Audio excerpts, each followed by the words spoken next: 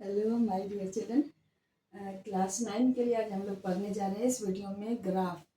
बच्चों, तो इसके पहले हम लोगों ने वो सारा इक्वेशंस ऑफ मोशन पढ़ा। अब हम लोग इस वीडियो में ग्राफ पढ़ने जा रहे हैं। उसके बाद हम लोग graphical derivation of equations of motion करेंगे। बच्चों, there is no tension at all. हम लोगों ने मैथमेटिकल डेरिवेशन पढ़ा है ना, उसी तरह से ग्राफिकल डेरिवेशन भी है। तो हम लोग देखते हैं वो कैसे होता है। तो पहले बच्चे हम लोग देख समझ लेते हैं कि ये ग्राफ है क्या। देखिए, ग्राफ को हम लोग डिफाइन कर सकते हैं ना, कैसे? पिक्टोरियल, पिक्चर से। जब दो क्वांटिटी के बीच हम रिलेशन शो करते हैं तो वो कहलाता है पिक्टोरियल, वो ग्राफ कहलाता है। तो दो क्वांटिटी के बीच रिलेशन करने का मतलब क्या? दोनों क्वांटिटी रिलेटेड होगा तभी उसके रिलेशन को हम लोग शो कर सकते हैं।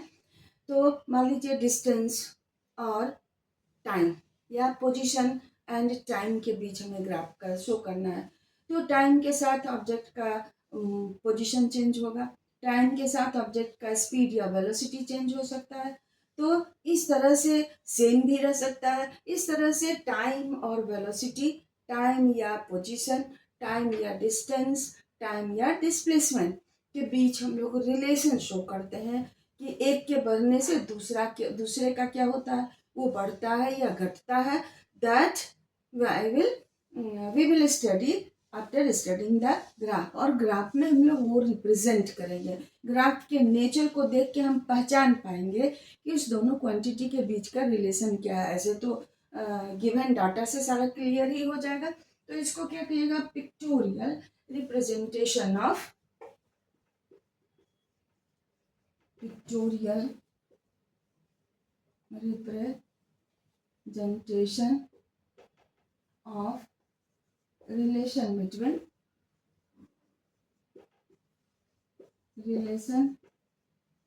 between two quantities।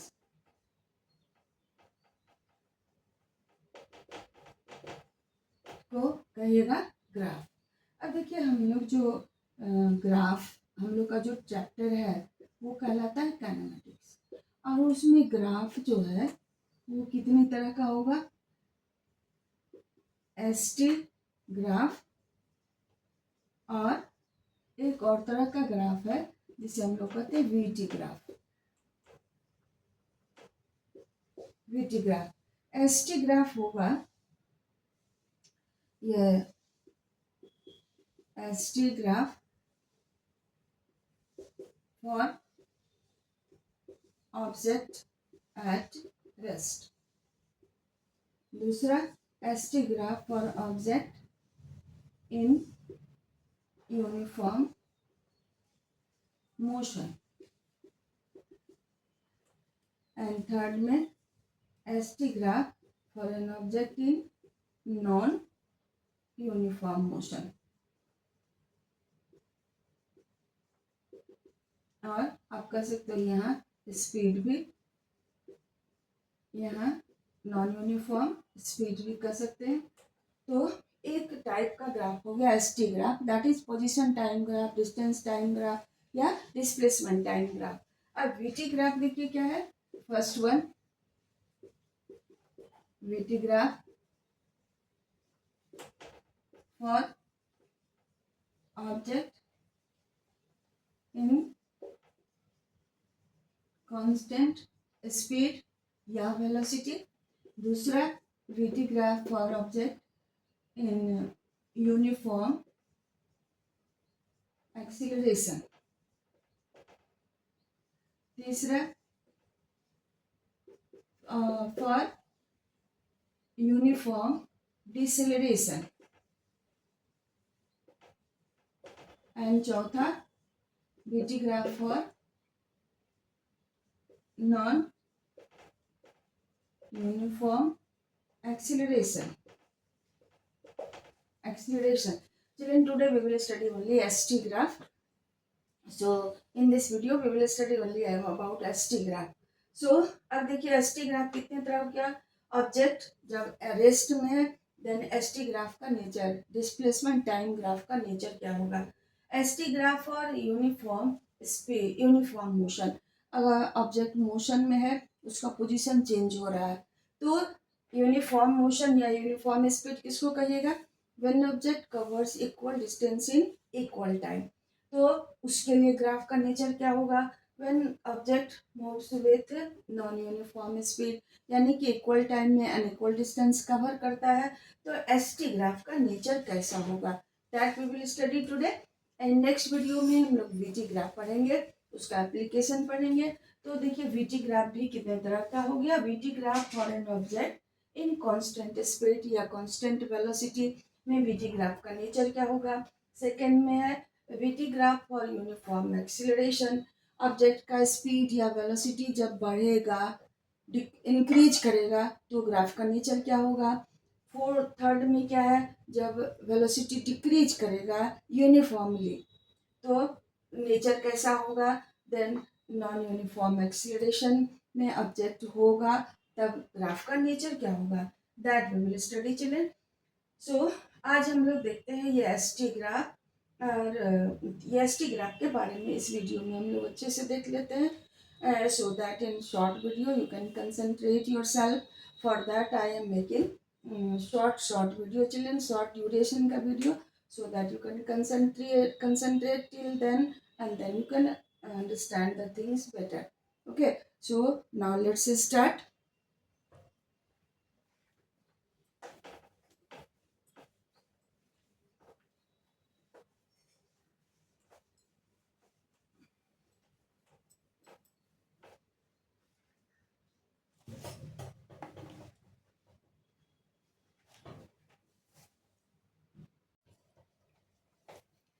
हेलो बच्चों, तो ये हमारा हम लोग प्लॉट करने जा रहे हैं S T graph, three kind of S T graph.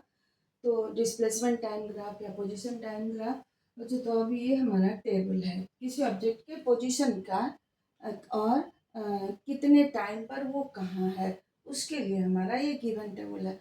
मान लीजिए यहाँ अभी हमने देखा कि कोई व्हीकल यहाँ से कुछ दूरी पर लगा हुआ है, फिर कुछ देर के बाद देखते हैं फिर वो व्हीकल वहीं है, फिर कुछ देर के बाद देखते हैं वो व्हीकल वहीं है, और इसी तरह से हम लोग देखते जाते हैं 40 सेकेंड तक, तो देखते हैं व्हीकल वहीं है। इट मीन्स उसका पोजीशन चेंज नहीं हो रहा है, वो रेस्ट में है बच्चों। तो ये हमारा टाइम और ये है पोजीशन ऑफ एन ऑब्जेक्ट।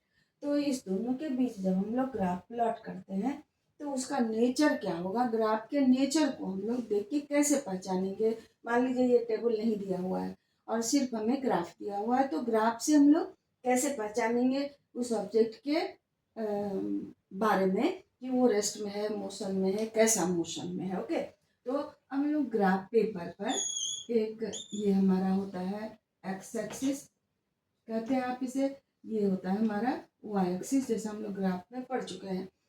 तो बच्चों हमेशा याद रखिएगा कि जब भी हम लोग इस चैप्टर में टाइम लेंगे हमेशा एक्स एक्सिस पर। टाइम इंडिपेंडेंट क्वांटिटी है, वो डिस्टेंस पर डिपेंड नहीं करेगा, डिस्टेंस डिपेंड करेगा टाइम पर। ओके, कितने टाइम पर कितना डिस्टेंस ट्रेवल किया किसी ऑब्जेक्ट में, किसी ऑब्जेक्ट का पोजीशन क्या है, वो डिपेंड करेगा टाइम पर। तो हमेशा हम लोग टाइम को ले लेंगे यहाँ एक्स एक्सिस पर, और यहाँ डिस्टेंस को लीजिएगा वाई एक्सिस पर। यहाँ यूनिट भी लिख देंगे टाइम का, डिस्टेंस का यहाँ यूनिट लिख देंगे। तो जो ग्राफ पेपर पर हम अपने ग्राफ पेपर के साइज के अकॉर्डिंग, हम ग्राफ पेपर का कितना पार्ट यूज कर रहे हैं उसके अकॉर्डिंग हम लोग ग्राफ पेपर पर जो बिग स्क्वायर या स्मॉल स्क्वायर है उसका वैल्यू कंसीडर करेंगे। मान लीजिए हमारा टाइम दिया हुआ 0, 10, 20, 30 एंड 40, तो हम क्या करते हैं वो एक बिग स्क्वायर को ग्राफ पेपर पर 10 के बराबर मान लिए, तो यहाँ से 0 से शुरू करते हैं, ये हमारा 10, 20 हो गया, ये 30 और ये 40 मान लीजिए हो गया।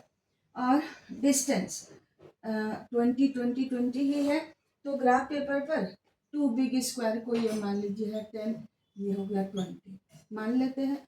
अब हम ग्राफ प्लॉट करते हैं बच्चों। तो यहाँ देखिए 0 सेकेंड में कहाँ है वो 20 पर है। 0 सेकेंड करने का मतलब the time when we are going to note down the position of an object.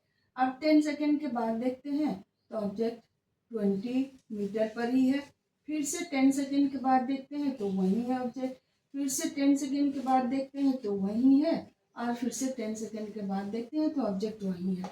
तो ये जितना हमें पॉइंट मिला, कैसे आपने पॉइंट ऑब्टेन किया, 20 मीटर वाले लाइन को आगे प्रोड्यूस किया, नहीं तो ग्राफ पेपर पर तो ऑलरेडी लाइन है, और 10 सेकेंड वाले को प्रोड्यूस किया। तो जहाँ दोनों इंटरसेक्ट करता है वहाँ हमने मार्क किया। फिर उसी तरह से हमें इतना सारा पॉइंट मिल गया। अब इन सारे पॉइंट्स को हम ज्वाइन कर देते हैं। Now we have, this is the graph. ये हमारा ए बी लाइन जो हो गया, यही हमारा ग्राफ हो गया। This line is parallel to the time axis. तो ये क्या शो कर रहा है कि टाइम तो बढ़ रहा है बट ट्रेवल डिस्टेंस सेम है, पोजीशन ऑब्जेक्ट का सेम है। तो ये क्या शो करता है, the object is at rest. हमेशा याद रखना बच्चों, जब भी ग्राफ को पहचानना है आपको, वाई एक्सिस और एक्स एक्सिस पर गिवन क्वांटिटी को देखते हैं। वाई एक्सिस पर है डिस्प्लेसमेंट और टाइम एक्सिस पर है टाइम। तो ये ग्राफ अगर पैरेलल टू टाइम एक्सिस है then the object is at rest. अब दूसरा ग्राफ देखो, S T graph for object in uniform speed. इसके लिए देखिए क्या है, जैसे जैसे टाइम इंक्रीज हो रहा है वैसे वैसे ट्रेवल डिस्टेंस भी इंक्रीज हो रहा है बच्चों। तो इसके लिए हम लोग ग्राफ प्लॉट करेंगे। तो फॉर दैट फिर से ग्राफ पेपर पर हमें मार्क करना होगा। तो अब हम लोग मार्क कर लेते हैं यहाँ।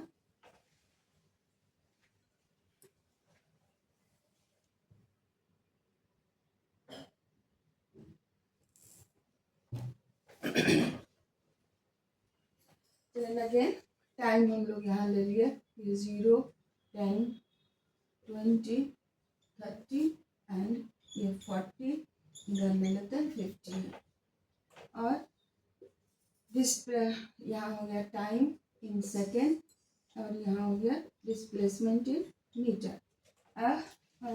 ये टाइम में हमने मार्क कर लिया, पोजीशन ऑब्जेक्ट का है तो एक 1 बिग स्क्वायर को 20 मान लीजिए, ये 40 हो गया, ये 60, ये 80 हो गया और ये 100 हो गया। चिल्ड्रन सो अब हम लोग इसको ग्राफ प्लॉट करते हैं। Rubbing this graph children.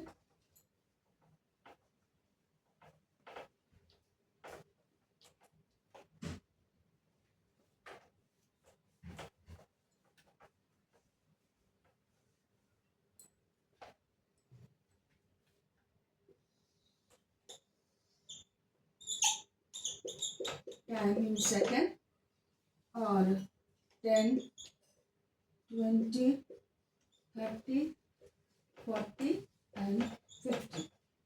इधर ले लिए 20, 40, 60, 80 एंड यहाँ हमने ले लिया 100। चलन अब क्या करते हैं, फिर से पोजीशन और टाइम को देखते हैं। टाइम 0 टाइम में तो पोजीशन भी 0 है ऑब्जेक्ट का, मतलब क्या, सपोज कि वो रेस्ट में है जहाँ से हम लोग किसी ऑब्जेक्ट के पोजीशन को देख रहे हैं। तो अब 10 सेकेंड के बाद देखते हैं, वहाँ 20 मीटर पर है, ये में हमको एक पॉइंट मिल गया।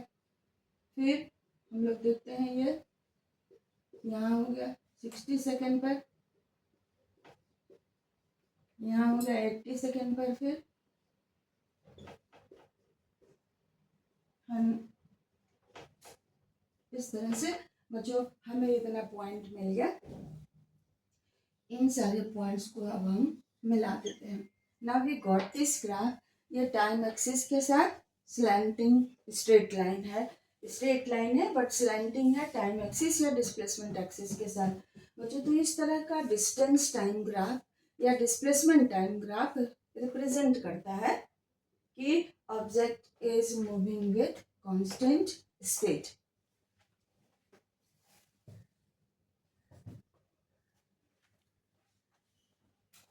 चिल्ड्रन सो ये ग्राफ रिप्रेजेंट करता है कि object is moving with constant speed.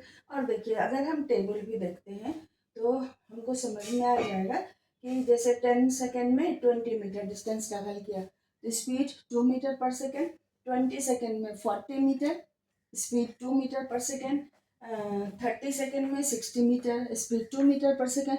So always we are saying that speed object का हमेशा इक्वल है। अब अगर ये हमारा ग्राफ दिया हुआ है, इस ग्राफ से के नेचर से तो हम समझ गए कि ऑब्जेक्ट यूनिफॉर्म स्पीड से मूव कर रहा है। ठीक, अब क्या कीजिएगा, इस ग्राफ से हम लोग निकालते हैं स्पीड किसी ऑब्जेक्ट का। मान लीजिए ये खाली ग्राफ हमें दिया हुआ है, ये टेबल नहीं दिया हुआ है, तो ग्राफ से हमें स्पीड निकालना है।